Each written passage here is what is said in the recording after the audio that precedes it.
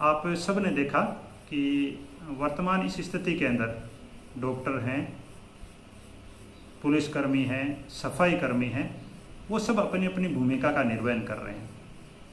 ऊपर से एक मैसेज आया कि ये कोरोना वॉरियर्स हैं और बहुत शानदार काम कर रहे हैं। डेफिनेटली जो उनका काम है, जिस काम के लिए उनको नियमित किया गया है, उनको पदासीन किया गया है, उसी काम को कहीं और थोड़ी ज़्यादा गति के साथ वो काम कर रहे हैं।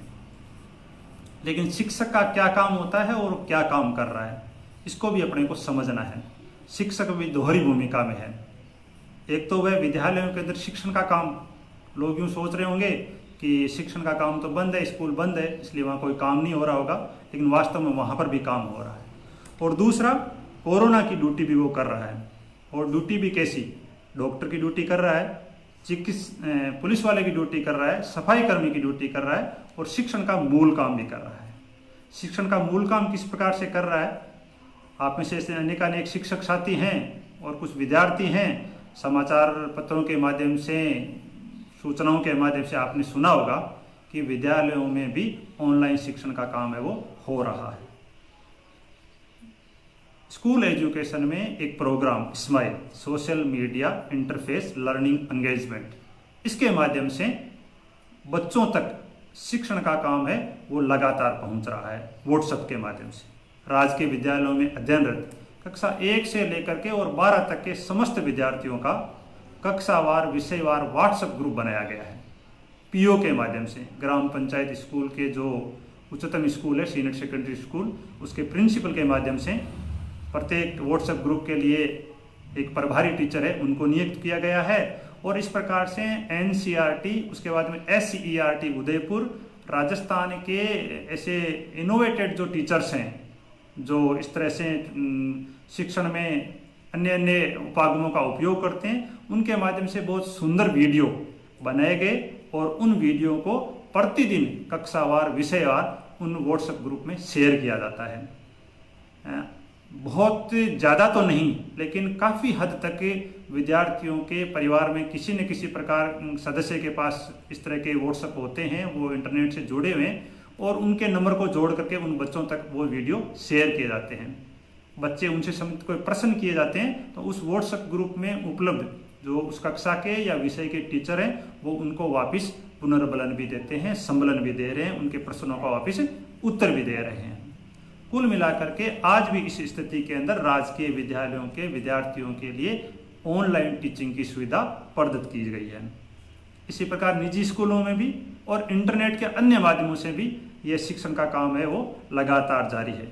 मैं कुछ अच्छे जो चैनल हैं या जो पोर्टल हैं ऑनलाइन टीचिंग कराते हैं, उनके बारे में आप जो जानकार हैं वो जानते भी होंगे, फिर भी मैं नाम बता रहा हूँ। ब्राइट ट्यूटी है जिसका स्माइल में भी उपयोग हो रहा है, बायजूस है, अनअकैडमी है, खान अकेडमी है, वेदांतु है। ये ऑनलाइन प्लेटफॉर्म है जहाँ पर हर विषय के, हर कक्षा के बहुत अच्छे टॉपिक को समझाया गया है, बहुत अच्छी तरह के प्रयोगों के माध्यम से। और आज पूरी दुनिया है वो आईटी से जुड़ी हुई है, तब भले ही हमें स्कूल में क्लासरूम के अंदर टीचिंग कर रहे हो, इस ऑनलाइन टीचिंग का भी बहुत अच्छा महत्व है। डीडवाना हो या पूरा भारत हो, सभी निजी स्कूलों में भी इस प्रकार से ऑनलाइन टीचिंग है वो चल रही है और बच्चों को व्हाट्सएप के माध्यम से या उन स्कूल की वेबसाइट के माध्यम से ऑनलाइन टीचिंग करवाई जा रही है। यानी इस स्थिति में जब पूरा विश्व एक तरह से ठहर सा गया है, उस स्थिति में भी बहुत सुंदर ढंग से बच्चों के प्रभावी शिक्षण का काम हो रहा है। हमें कितना सा काम करना है? विद्यालय का बड़ा काम जो होमवर्क का काम होता है, क्लास की टीचिंग है, वो जब नहीं है तब थोड़ा सा इस टेक्नोलॉजी के युग में बच्चों को भी इस ऑनलाइन प्रोग्राम से जोड़ें। बहुत ज़्यादा नहीं, लेकिन उनको जोड़ें ताकि वो समझ सकें इस नवीन विधा को भी। एक और जानकारी, अभी हाल में माननीय शिक्षा मंत्री महोदय ने भारत सरकार से मांग की कि चूंकि सब जगह व्हाट्सएप और इंटरनेट की स्थिति है नहीं, अतः आकाशवाणी के माध्यम से अगर हमको कुछ स्लॉट उपलब्ध करवा दिया जाए तो जो हमारे विद्यार्थी हैं उन तक हम शिक्षण को सुगम रूप से पहुंचा सकें। भारत सरकार ने उनकी अनुनय को स्वीकार किया और शीघ्र ही 25 रिले केंद्रों के माध्यम से ये जो पढ़ाई का कार्य है वो और त्वरित गति से किया जाएगा। तो जो अभिभावक हैं उनसे, शिक्षक हैं उनसे मेरा निवेदन है कि इस आकाशवाणी वाले जो सेतु है उसका भी हमें भरपूर उपयोग करना है और बच्चों तक पहुंचाना है। बच्चे क्या होते हैं, उनको कोई नई विधा होती है तो उसकी ओर ज़्यादा आकर्षित होते हैं। अभी क्लासरूम टीचिंग चल रही थी, आप उसको ऑनलाइन प्लेटफॉर्म उपलब्ध करवाएंगे तो बच्चा थोड़ा के इच्छा के साथ, ज़्यादा उत्कृष्ट इच्छा के साथ वो उनसे जुड़ने की प्रयास करेगा। नई विधा है, इसी प्रकार जब रेडियो चलेगा तो उसकी तरफ से भी वो आकर्षित होगा और हमें बच्चों को उस ओर भी करना है। मैंने शिक्षक की भूमिका के बारे में आपको बताया कि जो शिक्षक है वो इस काल में भी शिक्षण भी करवा रहा है। लेकिन दूसरा एक काम और, अखबार में सब जगह केवल एक ही बात आ रही है कि कुछ कोरोना वॉरियर्स है वो जूझ रहे हैं, लेकिन शिक्षक सबसे ज़्यादा जूझ रहा है और धरातल से बिल्कुल हरावल दस्ते के साथ प्रथम पंक्ति में जुड़ा हुआ है। मैं आपको बहुत अच्छी तरह से इस बात को समझाना चाह रहा हूँ कि कोई भी व्यक्ति बाहर से आ रहा है तो उस गांव का, ग्राम का, वार्ड का प्रभारी या बीएलओ सबसे पहले उस व्यक्ति को चिन्हित करता है और उसके बारे में जानकारी प्राप्त करता है। वो कहाँ से आया है, किस दिन आया है और उनको आगे किस तरह से क्वारंटाइन करना है। फिर एएनएम और चिकित्सा कर्मी का काम होता है कि उसकी ट्रेवल हिस्ट्री जानी जाती है, वो रेड जोन से है या सेफ जोन से है। रेड जोन है तो वर्तमान में माननीय जिला कलेक्टर महोदय नागौर के बिल्कुल स्पष्ट निर्देश हैं कि अगर जिनकी ट्रेवल हिस्ट्री में इस तरह से रेड जोन है तो उन लोगों को निश्चित रूप से चिकित्सा कर्मी के लिखित आदेश के बाद में स्कूल में क्वारंटाइन किया जाएगा। सेफ जोन से हैं और लक्षण संतोषजनक हैं तो चिकित्सा कर्मी की सलाह से उनको होम क्वारंटाइन किया जाएगा। होम क्वारंटाइन किया जा रहा है तब भी टीचर्स को एक ड्यूटी दी जाती है कि वह उस व्यक्ति से किसी माध्यम से, व्हाट्सएप के माध्यम से, फोन कॉल के माध्यम से उनसे बातचीत करके, पड़ोसी से बात करके उनकी निगरानी रखे कि वह जो मेडिकल डिपार्टमेंट की एडवाइजरी है उसका भली प्रकार पालन कर रहे हैं या नहीं कर रहे हैं, उसकी भी वो पूरी खोज खबर रखते हैं। तो बीएलओ के रूप में है, चाहे वार्ड प्रभारी के रूप में है, चाहे पीओ के रूप में है, सबसे पहला काम है वो स्कूल के अंदर शिक्षक के द्वारा ही किया जा रहा है। वहीं पर उसकी डॉक्टर के द्वारा जांच की जाती है, वहीं पर मेडिकल टीम के द्वारा सैंपलिंग की जाती है। उसके बाद काम होता है स्कूल के अंदर उनको आवास उपलब्ध करवाया जा रहा है, सफाई भी सुनिश्चित की गई है। जितने हमारे पास शौचालय हैं, यूरिनल हैं, उपलब्ध हैं, उनकी एक बार सफाई करके उनको उपलब्ध करवाए गए हैं।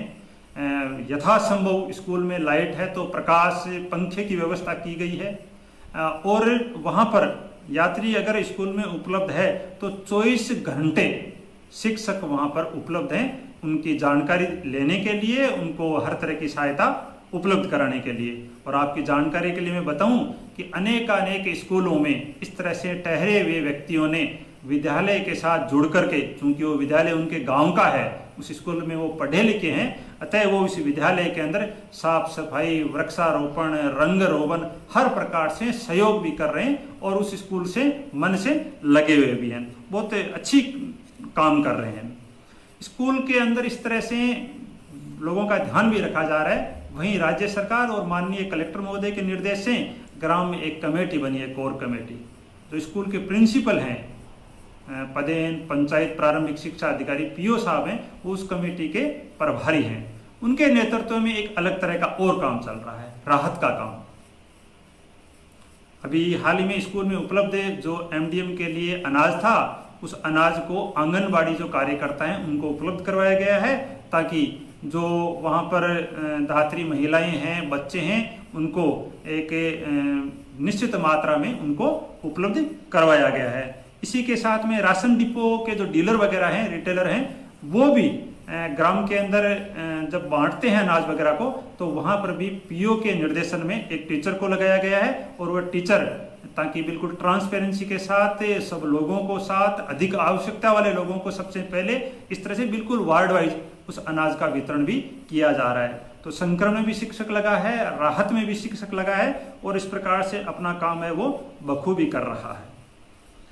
नागौर में चूंकि मैंने पहले बताया है कि नागौर जिला पूरा रेड जोन में है और इसलिए रेड जोन से आ रहे हैं लोग तो उनको स्कूल में क्वारंटाइन किया जाएगा और अगर सेफ जोन से, ऑरेंज या ग्रीन जोन से आ रहे हैं तो उनको होम क्वारंटाइन में लगाया जाएगा। लेकिन इसमें भी चिकित्सा कर्मी है, उसकी लिखित रिपोर्ट है वो महत्व रखती है। चिकित्सा कर्मी संतुष्ट हो कि उनमें कोई विशेष प्रकार के कोरोना संबंधी लक्षण अगर नहीं है तो उनको होम क्वारंटाइन कर दिया जाएगा। अनेकानेक शिक्षक एक भूमिका में और हैं, ज़्यादा बुजुर्ग हैं या कोई रोगी हैं या उस प्रकार के टीचर जो आईटी के एक्सपर्ट हैं, वो साला दर्पण पर जो स्कूल डिपार्टमेंट का पोर्टल है उसके ऊपर भी वर्क फ्रॉम होम भी कर रहे हैं और रिजल्ट तैयार हो रहा है। स्कूल से संबंधित, स्टाफ से संबंधित, बच्चों से संबंधित डाटा है, उनका अपडेशन का काम हो रहा है, फीडिंग का काम हो रहा है और वहां पर भी डीडवाना ब्लॉक है चाहे पूरे राजस्थान में बहुत शानदार ढंग से काम किया गया है।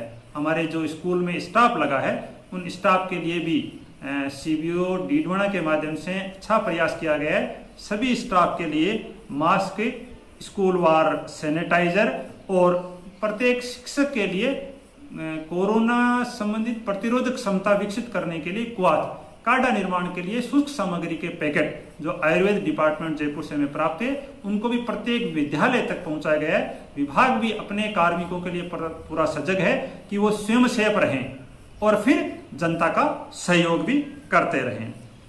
ये मोटा मोटी इस प्रकार की जानकारी थी कि शिक्षक दोहरी भूमिका में बहुत अच्छे ढंग से स्कूल के अंदर समाज के बीच में काम कर रहा है। अभी जितने नाके लगे हैं, जैसे डीडवाना में नाके लगे हैं, तो सभी नाकों पर पुलिस के साथ, चिकित्सा कर्मियों के साथ शिक्षक भी ड्यूटी दे रहे हैं 24 घंटा।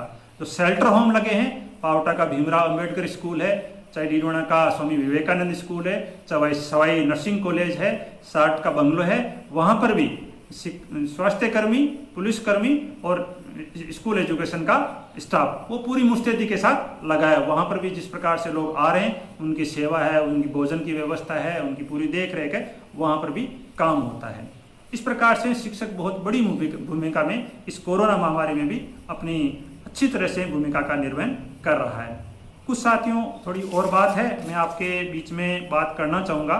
मैं भी आपसे जुड़ा हुआ हूँ और एक समाज का अंग ही हूँ, राज सेवक हूँ। मेरे भी कुछ जिम्मेदारी है और हम भी बराबर है उस जिम्मेदारी को निर्वहन कर रहे हैं। बच्चे घर पे होंगे, बच्चे हैं तो उछल कूद करते ही हैं, तब हम उनको घर पर किस तरह से करें। एक तो मैंने आपको ऑनलाइन टीचिंग का बात बताई, ऑनलाइन टीचिंग के साथ साथ कुछ और दूसरे काम भी हो सकते हैं। परिवार के लोग बच्चों के साथ बैठ करके खेलें, छोटे छोटे खेल जो अपन हम जब बचपन में इस तरह के गेम खेलते थे, चरवर है, थोगा है, कैरम है, चेस है, या घर में थोड़ी बहुत जगह बैडमिंटन की है तो बैडमिंटन खेल लें, योग करें, प्राणायाम करें, इस तरह का काम करता रहे। कुछ अच्छी चीज़ें हैं सृजनात्मक, जैसे ड्राइंग की, पेंटिंग की, स्केचिंग की, इस तरह का काम बालिकाएं हैं सिलाई का सुंदर काम कर सकती हैं।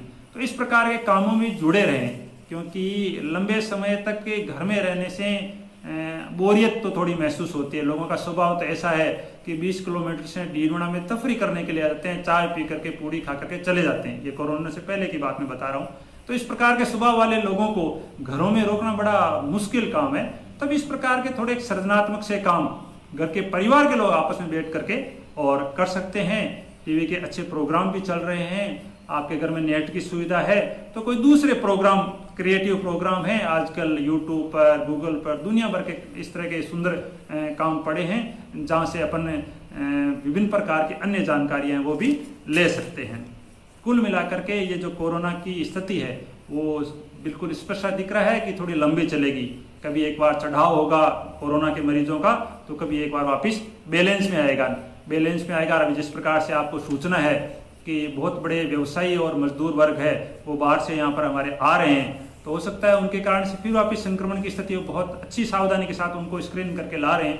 लेकिन कहीं न कहीं इस प्रकार की स्थिति बनेगी, संक्रमण फैलने की स्थिति आएगी, फिर एक बार चढ़ाव की स्थिति बनेगी। तो हमसे इनसे डरना नहीं है। कोरोना हो गया तो इसका मतलब ये नहीं है कि कोई कुछ खत्म हो रहा है। आप सब ने विभिन्न प्रकार के केस देखे हैं कि कोरोना के कारण से अगर किसी का संक्रमण हुआ है और आप जैसा, मेरा जैसा कोई व्यक्ति है जिसमें इम्यूनिटी पावर ठीक है, तो कुछ भी नुकसान होने की स्थिति नहीं है। अगले 15-20 दिनों में बिल्कुल स्वस्थ होकर के नेगेटिव रिपोर्ट के साथ अपने घर आ जाएगा। दिक्कत केवल वहाँ है जहाँ बच्चे हैं या गंभीर रोगी हैं, कोई अस्थमा के रोगी हैं, बीपी है, शुगर है, हार्ट है, किडनी है, तो वहाँ पर थोड़ा खतरा रहता है। तब हमें स्वयं को सेफ रखते हुए उनकी सेवा शुश्रूषा भी अपने को करनी है। हमारा भामाशाह और समाज सेवी लोग हैं वो भी बड़ी मुस्तैदी के साथ लगे हुए हैं। मेरा उनसे भी निवेदन है कि इस काम को थोड़ा ढीला मत पड़ने देना। हमें लड़ाई थोड़ी लंबी लड़नी है तो हमारा काम है वो धीरे धीरे चलता रहे। बहुत सारे लोग हैं वो शुष्क सामग्री के पैकेट बांट रहे हैं, बहुत सारे भामाशाह हैं, समाज सेवी हैं, वो भोजन के पैकेट, बड़े बड़े भोजन के प्रिपेयर्ड फूड है वो भी दे रहे हैं। मेरा भी यहाँ पे निवेदन है कि प्रिपेयर्ड फूड किनको चाहिए, जो हॉस्पिटल में भर्ती हैं उनके लिए, या बहुत कम लोग जो लावारिस लोग हैं जिनके पास भोजन बनाने की सुविधा नहीं है, केवल उनके लिए, तो उनको ही भोजन के फूड दें। बाकी जिन जो लोग चाहे वो मजदूर हैं, चाहे कहीं छोटे टेंट वगैरह है, कोई तंबू लगा के बैठे, उनके पास भोजन बनाने की सुविधा है तो उनको यथासंभव कच्ची सामग्री ही दें। कच्ची सामग्री के बारे में भी आप ठीक तरह से जानते हैं कि जो पंजीकृत हैं, बीपीएल हैं या दूसरे वर्ग के हैं जिनको राशन सरकार मुहैया करवाती है, उनको 2 महीने का राशन एडवांस दिया गया है और जो थोड़े बहुत बच्चे उनको दिया भी जा रहा है। तो बहुत ज्यादा इतनी चिंता की स्थिति नहीं है कि कोई व्यक्ति भूखा मर रहा है। तो भामाशाह भी इतनी ज्यादा भागादौड़ या इस तरह का प्रकटीकरण न करें कि हमारे कारण से ही केवल ये चल रहा है। समाज भी, सरकार भी, सब मुस्तैदी के साथ लगे। उसको चूंकि अपने को लंबा चलाना है इसलिए सोच समझ करके और उसका वितरण करें, प्रभावी वितरण करें और मन से करें, उनका प्रकटीकरण थोड़ा सा कम करें। एक विषय और होती है, सोशल मीडिया में सब लोग ज्ञानी हैं तो अपना ज्ञान प्रकट करते ही हैं कि अगर ऐसा करते तो ठीक रहता, वैसा करते तो ठीक रहता। मेरा भी मन करता किया था जब 20 तारीख के लगभग कि इस लॉकडाउन को थोड़ा बाद में करते और पहले सब लोगों को आने जाने देते और उसके बाद बिल्कुल प्रॉपर लॉकडाउन कर देते, शायद ठीक रहता। लेकिन ये चीजें हमारे विचार करने की नहीं है। ये विचार करने के लिए संवैधानिक पद पर बैठे लोग हैं, बड़े लोग हैं, वो समझते हैं, सब प्रकार की जानकारी लेकर के कोई निर्णय लेते हैं और उनका निर्णय है वो सर्वमान्य होता है, हमारे लिए सिर माथे के बराबर है। हमें उसके निर्णय की पालना करनी है। लॉकडाउन का मतलब लॉकडाउन, कर्फ्यू का मतलब कर्फ्यू। क्या सामग्री खरीदनी है वहां पर भी आप थोड़ा सा अपना खुद का स्वविवेक काम में लें। कितनी सामग्री खरीदनी है, क्या सामग्री खरीदनी है, किस तरह का अपने को भोजन करना है, शरीर का ध्यान रखना है। कुल मिलाकर के मैं मेरी इतनी बात कहना चाहूंगा कि जो सरकार के निर्देश हैं उनका भली प्रकार अपन पालन करें। पुलिसकर्मी का, शिक्षा कर्मी का, हमारे जो स्वास्थ्य कर्मी उनका और पूरे समाज का अपने को ध्यान रखना है। बड़े बूढ़ों की बात रखनी है, मान रखना है और लंबे समय तक संघर्ष करने के लिए, संघर्ष तो मोटा मोटी आम आदमी को कुछ करना ही नहीं है, घर में बैठा रहना है, यही बड़ा संघर्ष है। कुल मिलाकर मैं मेरी बात पूरी करता हूँ। आपने मैसेज किया